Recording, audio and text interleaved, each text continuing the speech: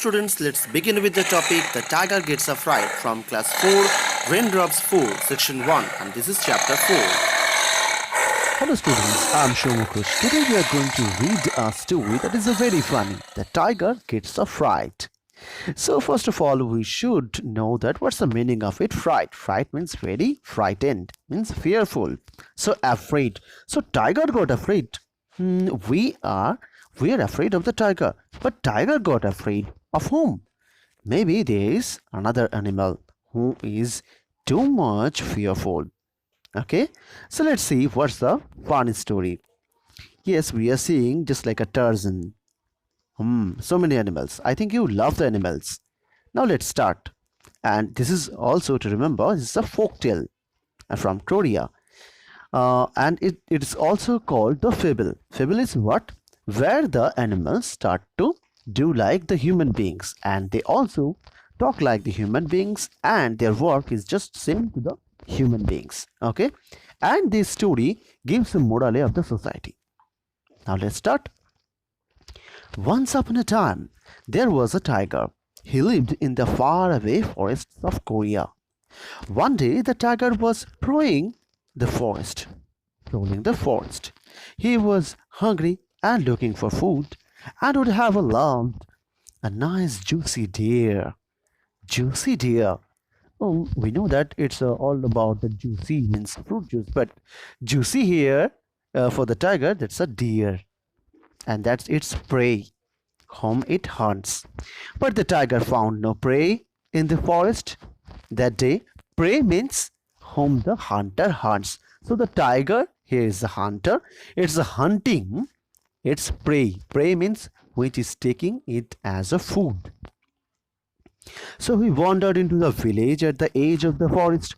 As the tiger was passing by a house, he heard a little boy crying. The boy sounded very upset about something. So the tiger was very hungry. When he was looking for the food, he couldn't find anything in the forest. That's why he came to the village to find his food. The tiger thought he had finally found food. He slipped in the through the gate. He padded into the country yard quietly and crouched outside the window. Crouched meant in a position to sit down. Very well, kneeling down, you are sitting comfortably. And crouch also that you were very serious about something and conscious to look after anything or watch anything. There he sat silently on his haunches. Then, as he was about to spring, he heard the boy's grandmother talking to him. She said, "Hush, don't cry so loudly. The nasty street tiger will come and get you." This surprised the tiger. He thought he had crept in very quietly. Surely no one could have heard him. So he thought that I'm sitting too silently, but how someone could know about me that I am sitting there? Actually, the grandmother of this child was telling about only from a story or by her knowledge. But actually, when the tiger was there, he thought that the grandmother was talking about him only. But it seemed that the boy's grandmother had. The little boy, however, paid no attention to his grandmother. He continued to wail loudly. Grandmother then said, "Now, little one, just stop crying. See, I have a dried persimmon here. See, I have a dried persimmon here." The child stopped crying at once. The tiger was so astonished that he stopped mid-spring. So what the tiger thought? That when the grandmother told the child that there was a tiger, the child was not stopped crying. But when grandmother talked about the persimmon, he stopped crying. So maybe persimmon would be a very big animal or dangerous animal than the tiger. The old man told the boy a tiger would get him, but the boy had paid no heed. Yet a dried persimmon stopped his crying at once. Here, persimmon is a very sweet and orange colored fruit. So it's only a fruit. But how the grandmother told the child that persimmon, when he when she gave the child the persimmon, the child stopped its crying.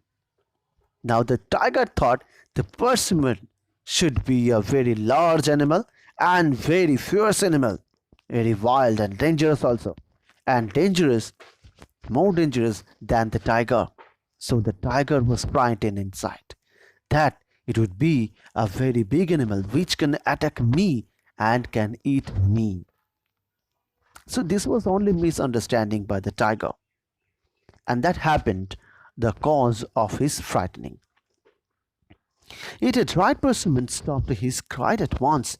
So this right persimmon must be something very frightful, reasoned the tiger. So the tiger thought in his mind, I better leave before this dreadful thing catches me, he thought. And he turned around to slip away quietly. Okay, students. So I'm just completing here, and next day I will complete the next portion of the story, section 2. Okay, so for today it's it's a time to tell you goodbye, and I think you have enjoyed the story and you are also enjoying. So this is the middle of the story where you just got to know there was a little child who was crying, and grandmother offered him a persimmon, and a grandmother couldn't know about the presence of the tiger, but the tiger was sitting there in a crouched position, in a haunched. When haunched means rear legs down and the front leg was upside. Okay, so the tiger was just hiding himself, but he got to know that grandmother was telling about him. Actually, grandmother didn't know about the tiger, but the tiger thought the grandmother somehow knew it. So when grandmother told about the tiger, the child couldn't stop the crying.